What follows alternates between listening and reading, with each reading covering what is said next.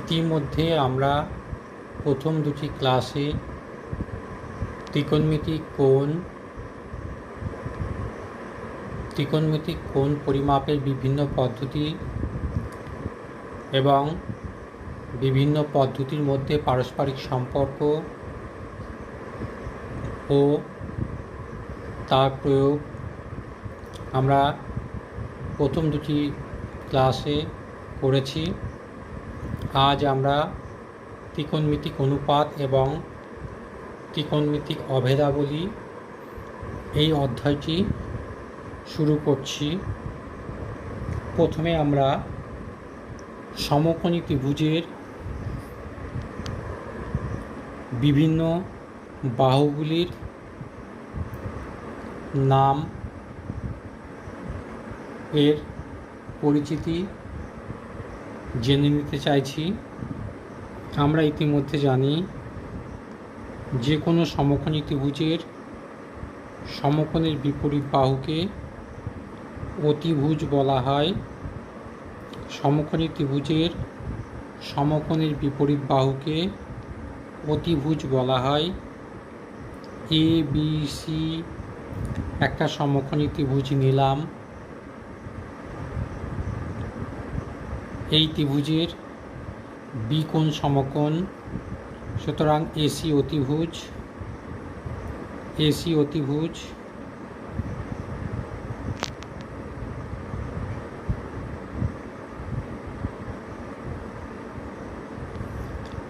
এইবার একটা নির্দিষ্ট কোণ সি, এই সি কোণের সাপেক্ষে তার বিপরীত বাহু এবি হলো লম্ব। সি কোণের সাপেক্ষে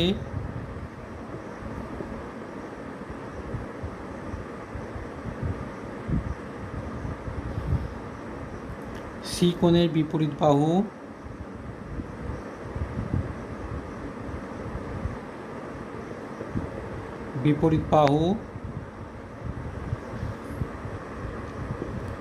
এবি লম্ব। সমকোণ এবং সি কোণের ধারক বাহু বিসি কে ভূমি বলা হয়। সমকোণ এবং সি কোণের ধারক বাহু বিসি কে ভূমি বলা হয়। আবার আমি কোণটি যদি এ ধরতাম, সেক্ষেত্রে বিসি লম্ব হতো এবং এবি ভূমি হতো। অতিভুজ সর্বদা সমকোণের বিপরীত বাহু এসি। এবার আমরা তিনটি চলরাশি নিলাম।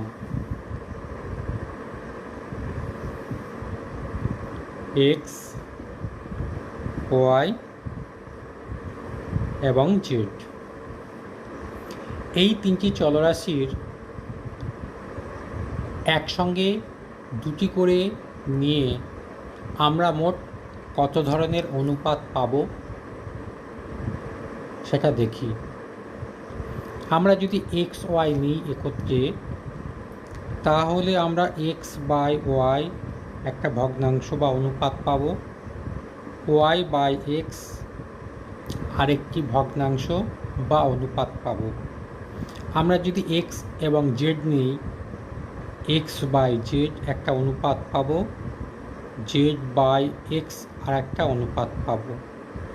আমরা যদি ওয়াই এবং জেড নিই, ওয়াই বাই জেড একটা ভগ্নাংশ বা অনুপাত পাব, জেড বাই ওয়াই আর একটা ভগ্নাংশ বা অনুপাত পাব। তাহলে আমরা দেখলাম মোট 6 ধরনের অনুপাত পেলাম।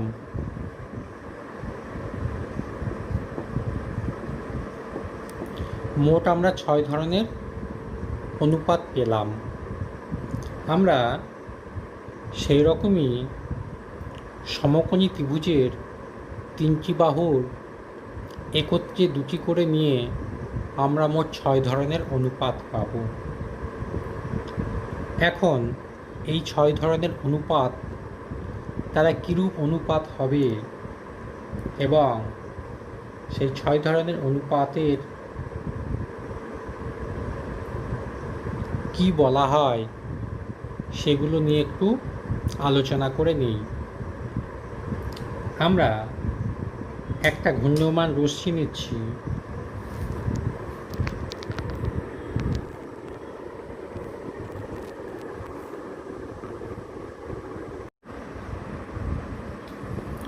আমরা একটা ঘূর্ণমান রশ্মি নিলাম।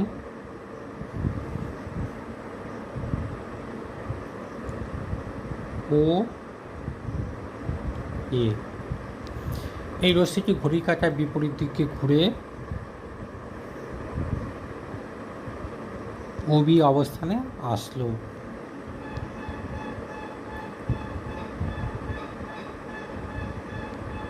অন্তিম বাহু ওবি এর উপর আমরা পি কিউ আর এরকম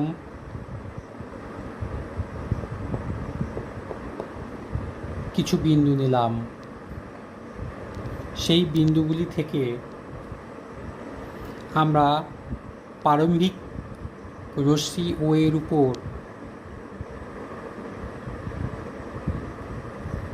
P K Q L R M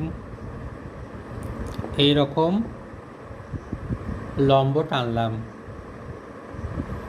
এইবার ও কোণটির সাপেক্ষে আমরা কয়েকটি সমকোণী ত্রিভুজ পেলাম।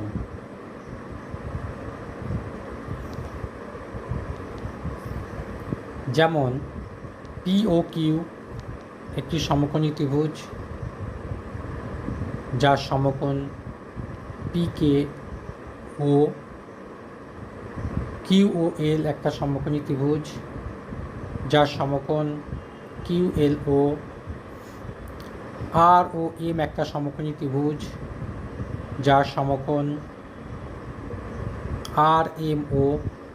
এরকম আমরা অসংখ্য সমকোণ পেলাম। আমরা এই যে সমকোণী ত্রিভুজগুলো পেলাম, এই সমকোণী ত্রিভুজগুলি পরস্পরের সঙ্গে সদৃশ,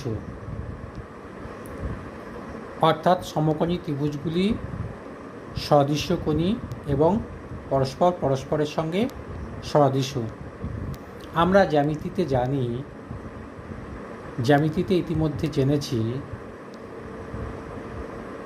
দুটি সদৃশকোণী ত্রিভুজের অনুরূপ বাহুগুলোর অনুপাত সমান হয়।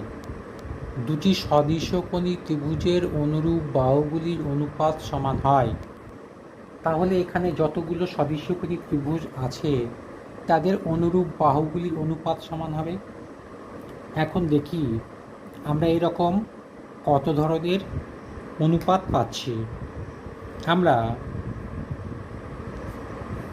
পি ও কে এই সমকোণী ত্রিভুজ এর লম্ব পাচ্ছিলাম পি কে, বায়ের অতিভুজ পাচ্ছিলাম ওপি, সমান আমরা দ্বিতীয় যে সমকোণী ত্রিভুজটা রয়েছে কিউ ও এল, তার Q L by O Q.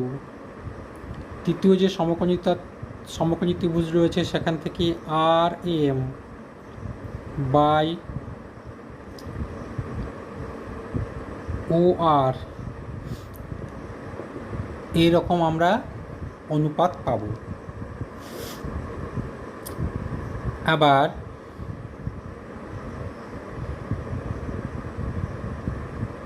প্রথম যে সমকোণী ত্রিভুজ রয়েছে সেখান থেকে আমরা ওকে তার ভূমি নিলাম বাই ওপি নিলাম, দ্বিতীয়টার থেকে ও এল বাই ও কিউ নিলাম, তৃতীয়টার থেকে আমরা ও এম বাই ও আর নিলাম, এইরকম। আবার প্রথম ত্রিভুজের লম্ব বাই ভূমি, দ্বিতীয় ত্রিভুজের লম্ব বাই ভূমি, তৃতীয় ত্রিভুজের লম্ব বাই ভূমি, আমরা এই অনুপাত পেলাম। এই অনুপাতগুলোকে আমরা যদি অনন্যক করে নিই তাহলে আমরা আরও তিনটি অনুপাত পাব। O P by P K, O Q by Q L, O R by R M, O P by O K, O Q by O L, O R by O M, এরকম অনুপাত পাব। O K by P K, O L by Q L, O M by R M, এইরকম অনুপাত পাব। অর্থাৎ আমরা মোট 6টি অনুপাত পেলাম এবং লক্ষ্য করছি সমকোণী ত্রিভুজের একটা নির্দিষ্ট কোণ এর সাপেক্ষে তাদের বাহুগুলির অনুপাত ধ্রুবক হয়। সমকোণী ত্রিভুজের একটি নির্দিষ্ট কোণ সাপেক্ষে তাদের বাহুগুলির অনুপাত সর্বদাই সমান বা ধ্রুবক হয়। অর্থাৎ প্রথম যে অনুপাতটি পেয়েছি আমি, সেই অনুপাতটি আমরা পিকে বাই ওপি লম্ব বাই আমরা অতিভুজ নিয়েছি, লম্ব বাই অতিভুজের অনুপাত নিয়েছি। দ্বিতীয় যে অনুপাতটা নিয়েছি ওকে বাই ওপি ভূমি বাই অতিভুজ নিয়েছি।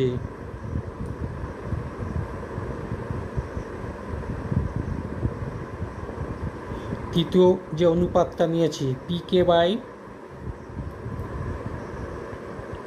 ওকে লম্ব বাই ভূমি নিয়েছি।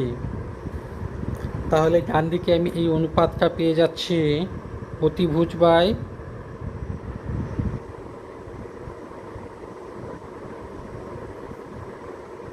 লম্ব, এইটা আমি পাচ্ছি অতিভুজ বাই ভূমি, এবং এইটা আমি পাচ্ছি ভূমি বাই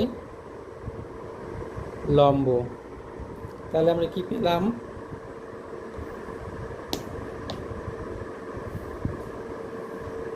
সমকোণী ত্রিভুজের আমরা লম্ব বাই অতিভুজ এই অনুপাতটি সমান পেলাম। ভূমি বাই অতিভুজ এই অনুপাতটির মান সর্বদাই সমান পেলাম। লম্ব বাই ভূমি এই অনুপাতটির মান সর্বদাই সমান পেলাম। অতিভুজ বাই লম্ব এই অনুপাতটির মান সর্বদাই সমান পেলাম। অতিভুজ বাই ভূমি এই অনুপাতটির মান সমান পেলাম। ভূমি বাই লম্ব এই অনুপাতটির মানও আমরা সমান পেলাম। তাহলে আমরা এটা জানতে পারলাম কোনো সমকোণী ত্রিভুজের একটি সূক্ষ্মকোণের সাপেক্ষে বাহুগুলির দৈর্ঘ্যের অনুপাত ওই ত্রিভুজের বাহুগুলির দৈর্ঘ্যের উপর নির্ভরশীল নয়। অনুপাতগুলি সম্পূর্ণভাবে সূক্ষ্মকোণের পরিমাপের উপর নির্ভরশীল।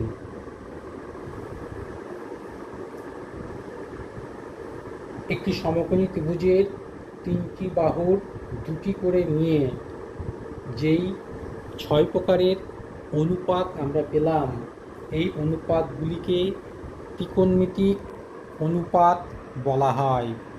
এই যে 6 ধরনের অনুপাত আমরা পেলাম, এই অনুপাতগুলিকে ত্রিকোণমিতিক অনুপাত বলা হয়। এখন আমরা জানব এই ত্রিকোণমিতিক অনুপাতগুলির কি নাম, কি নামে এই ত্রিকোণমিতিক অনুপাতগুলিকে চিহ্নিত করা হয়। এবার আমরা একটি নির্দিষ্ট সমকোণী ত্রিভুজের সাপেক্ষে এই অনুপাতগুলির নাম জানতে চাইছি। আমরা এ বি সি একটা সমকোণী ত্রিভুজ নিয়েছি, যার বি কোণ সমকোণ এবং সি কোণটা থিটা কোণ। তাহলে সি কোণের সাপেক্ষে বা থিটা কোণের সাপেক্ষে আমরা জানতে পারলাম এ বি বাহুটা লম্ব, বিসি বাহুটা ভূমি এবং সমকোণের বিপরীত বাহু এসি সর্বদাই অতিভুজ। আমরা এবার 6 ধরনের অনুপাত নিচ্ছি। আমরা প্রথম পেয়েছিলাম লম্ব বাই অতিভুজ। লম্ব বাই অতিভুজ অর্থাৎ এ বি বাই এসি, এই অনুপাতটিকে বলা হবে সাইন, থিটা কোণের sine, sine of angle theta, sine of angle theta, এইটাকে সংক্ষেপে সাইন থিটা বলা হয়। দ্বিতীয় আমরা ভূমি বাই অতিভুজ পেয়েছি।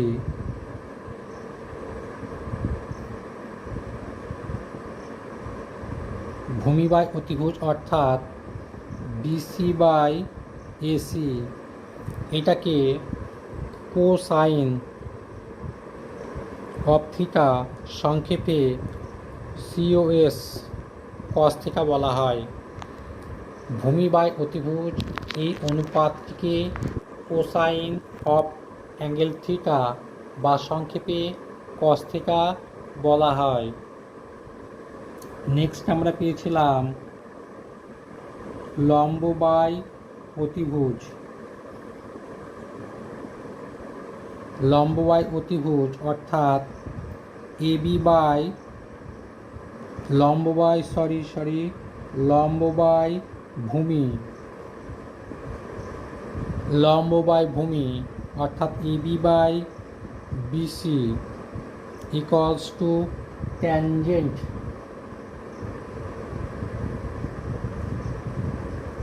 ট্যানজেন্ট অফ অ্যাঙ্গেল থিটা সংক্ষেপে ট্যান থিটা বলা হয়। এইবার আমরা এই অনুপাতগুলোকে যদি অনন্য করে দিই,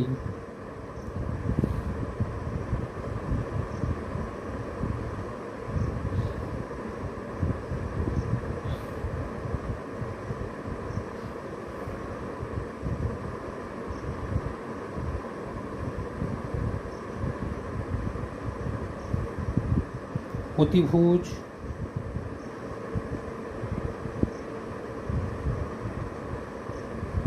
বাই ভূমি, এসি বাই বিসি, এই অনুপাতটাকে সেকেন্ড অফ অ্যাঙ্গেল থিটা বলা হয়, সংক্ষেপে সেক থিটা বলা হয়। আমরা অতিভুজ বাই লম্ব পেয়েছি, এসি বাই এবি, এই অনুপাতটাকে কোসেকেন্ড অফ থিটা সংক্ষেপে কোসেক থিটা বলা হয়। এবং সর্বশেষ আমরা ভূমি বাই লম্ব পেলাম বিসি বাই এবি, যেটাকে কোট্যানজেন্ট অফ থিটা, সংক্ষেপে কট থিটা বলা হয়। তাহলে আমরা মোট 6 ধরনের অনুপাত এবং তাদের কি নামে অনুপাতগুলিকে চিহ্নিত করা হয়েছে সেগুলো আমরা জানতে পারলাম, বা কী নামে সংজ্ঞায়িত করা হয়েছে সেগুলো আমরা জানলাম।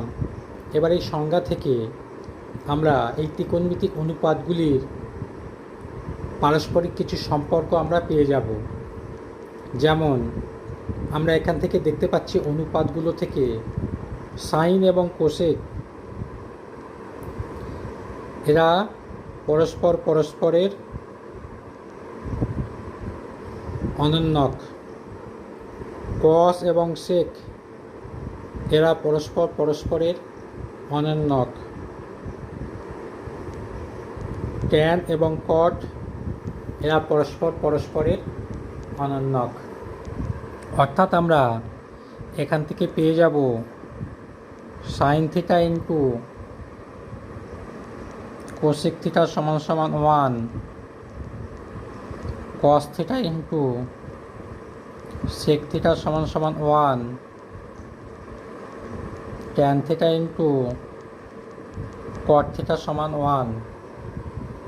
অর্থাৎ সাইন থিটা সমান 1 বাই কোসেক থিটা, বা কোসেক থিটা সমান 1 by sine theta, cos theta সমান 1 বাই সেক থিটা, বা সেক থিটা সমান 1 by cos theta, tan theta সমান 1 বাই কট থিটা, বা কট থিটা সমান 1 বাই ট্যান থিটা। শুধু তাই নয়, আমরা সাইন এবং কসের অনুপাত দুটিকে যদি লক্ষ্য করি, আমরা sine theta by cos theta এই অনুপাত দুটিকে যদি লক্ষ্য করি, আমরা পেয়েছিলাম লম্ব বাই অতিভুজ, আর পেয়েছিলাম ভূমি বাই অতিভুজ। আমরা এটাকে সরল করলে অতিভুজ বাদ দিয়ে পাবো আমরা লম্ব বাই ভূমি, যেটিকে আমরা ট্যান থিটা বলে সংজ্ঞায়িত করেছি। তাহলে আমরা পেলাম sine theta by cos theta সমান ট্যান থিটা। তাহলে ত্রিকোণমিতিক অনুপাতগুলির আমরা সংজ্ঞা থেকে তাদের পারস্পরিক সম্পর্ক স্থাপন করলাম।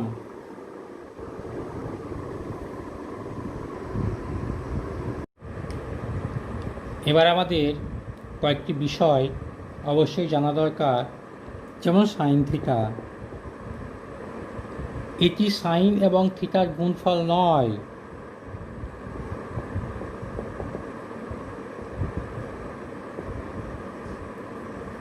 সাইন থিটা একটি ত্রিকোণমিতিক অনুপাত, যেটি সাইন অফ অ্যাঙ্গেল থিটা এর সংক্ষিপ্ত রূপ, কিন্তু এটি কখনোই সাইন এবং থিটার গুণফল নয়।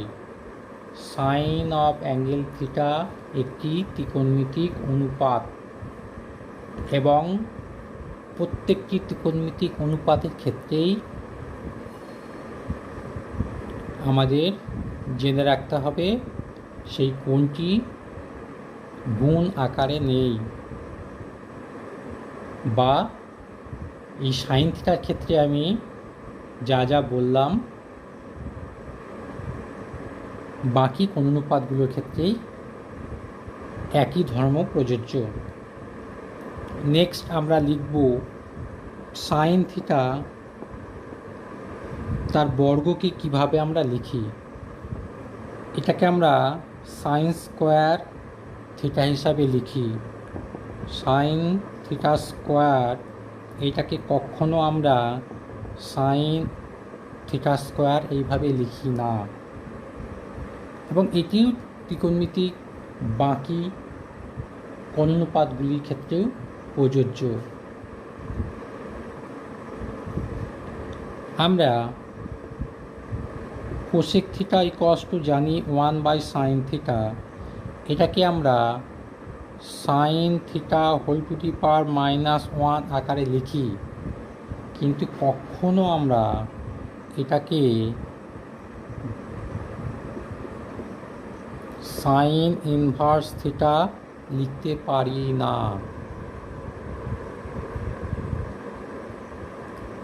তাহলে আমরা ত্রিকোণমিতি অনুপাত সম্পর্কে প্রাথমিক ধারণা অর্জন করলাম। এবার আমরা এই ত্রিকোণমিতিক অনুপাতগুলির মান কিরূপ হতে পারে বা মান সম্পর্কে ধারণা তৈরি করতে চাইছি। আমরা ইতিমধ্যে জেনেছি যে কোনো সমকোণী ত্রিভুজ সাপেক্ষে আমরা অনুপাতগুলির যে নাম সেই নাম আমরা পেয়েছি। যেমন সাইন থিটা আমরা পেয়েছি লম্ব বাই অতিভুজ। এখন এই সাইন থিটার মান সম্পর্কে একটা ধারণা আমরা তৈরি করতে চাইছি।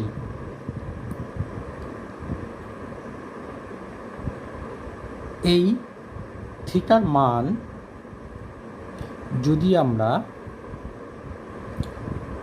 ক্রমশ বাড়াতে থাকি, কিভাবে বাড়বে?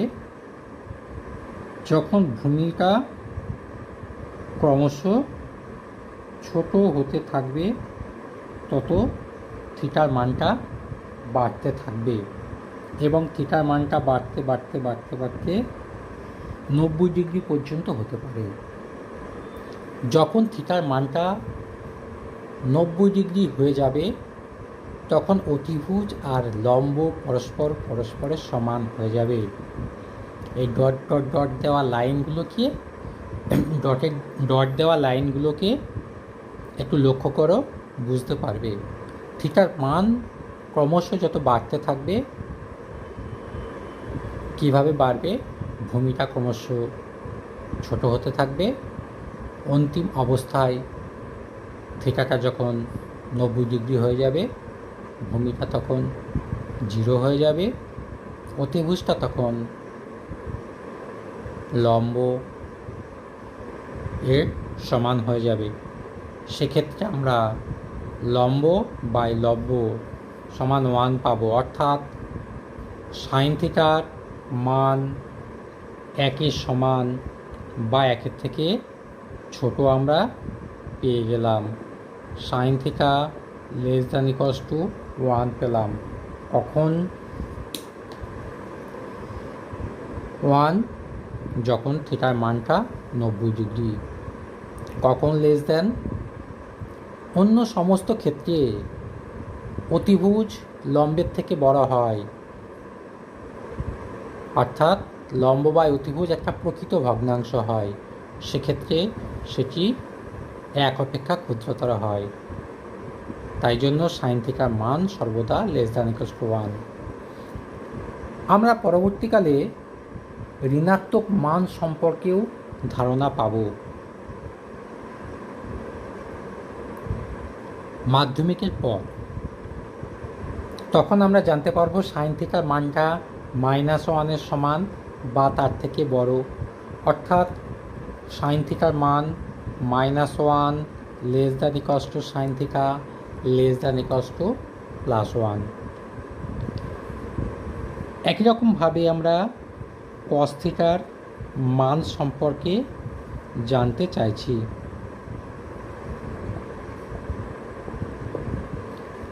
আমরা কস থিটার মানটা একটু লক্ষ্য করি। ভূমি বাই অতিভুজ, আমরা থিটার মানটা ক্রমশ যদি ছোট করি,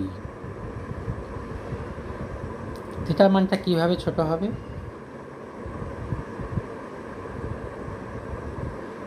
আমরা লম্বটাকে যত ছোট করব থিটার মানটা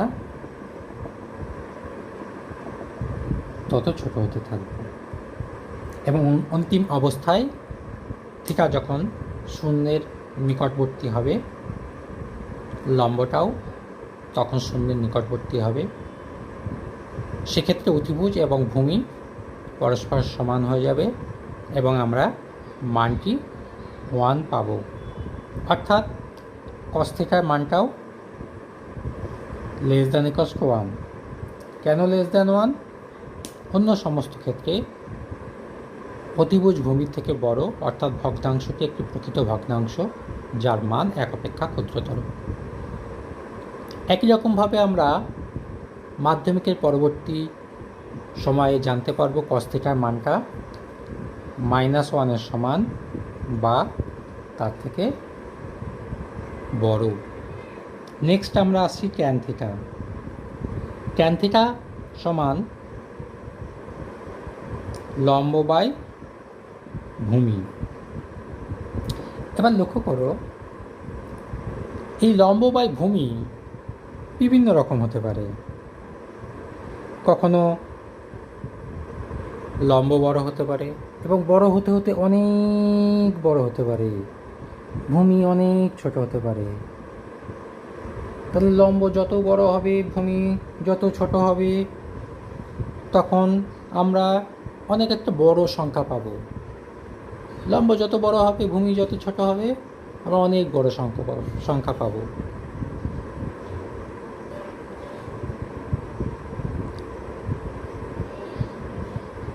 তাহলে ট্যান থিটার মান আমরা পেলাম tan theta less than infinity. Tan theta less than infinity.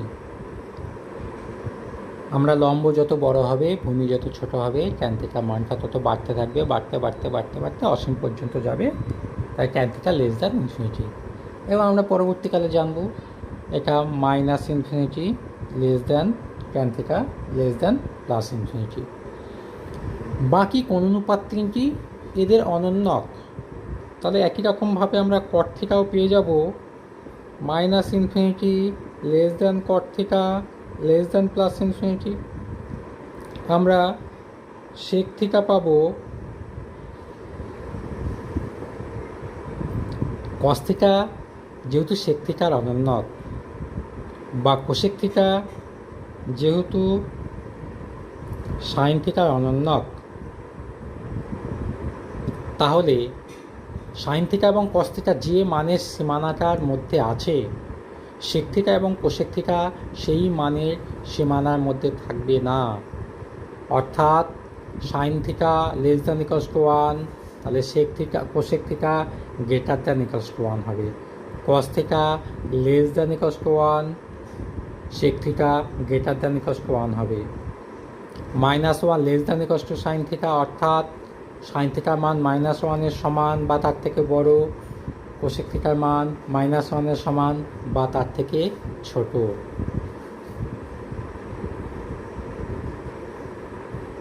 সেক থিটার মান -1 সমান বা তার থেকে ছোট। তাহলে sec theta greater than equals to 1, cosec theta greater than equals to 1।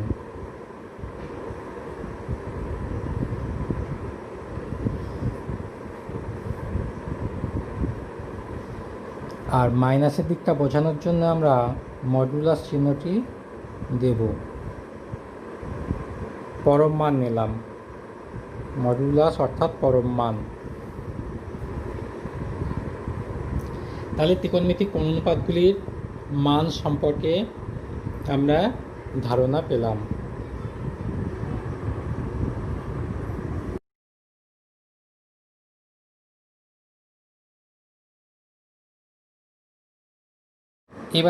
এবার যেটা আমাদের জানতে হবে,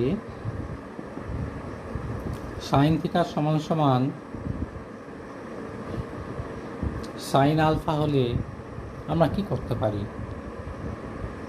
আমরা উভয় পক্ষ থেকে সাইন বাদ দিয়ে থিটা সমান আলফা লিখতে পারি? আমরা এটা পারি না, এটা ভুল।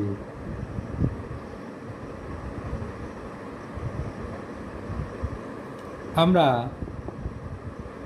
সাইন থিটা সমান সাইন আলফা হলে থিটা সমান সমান আলফা অবশ্যই পাবো।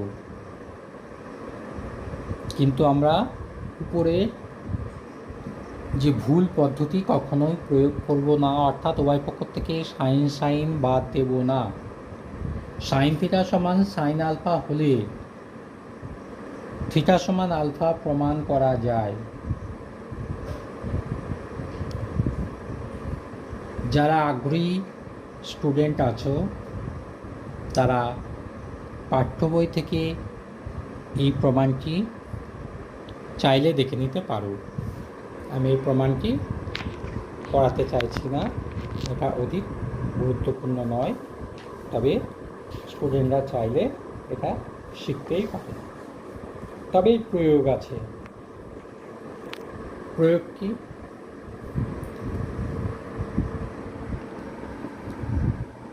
মনে করো আমার এইরকম কোনো সম্পর্ক দেওয়া আছে,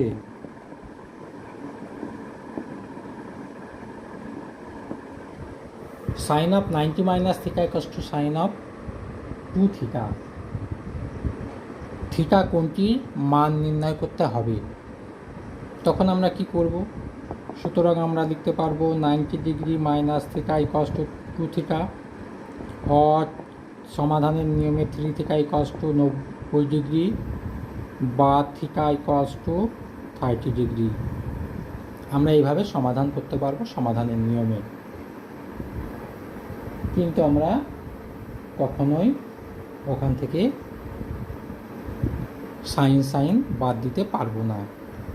আমাদের আরও কয়েকটি জানার বিষয় রয়েছে, যেমন সাইন অফ 2 থিটা, এইটাকে আমরা কখনো 2 ইন্টু সাইন থিটা লিখতে পারবো না। আমরা sine alpha by sine beta কখনো আমরা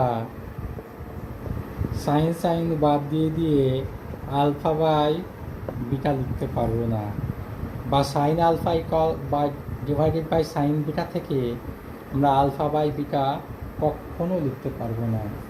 শুধু তাই নয়, আমরা আবার সাইন আলফা প্লাস বা মাইনাস সাইন বিটা এইটা কখনো আমরা সাইন কমন নিয়ে আলফা প্লাস মাইনাস বিটা লিখবো, এইটা হয় না।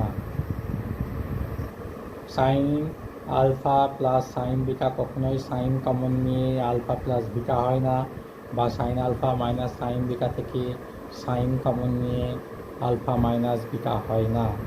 কেউ কোনো সময় কোনো অঙ্ক করতে গিয়ে এই ধরনের প্রয়োগ করবে না, এটা ভুল। পরবর্তীকালে তোমরা জানবে sine of alpha plus beta বা sine of alpha minus beta এইগুলি কী হয়, তোমরা একাদশ শ্রেণীতে অবশ্যই শিখতে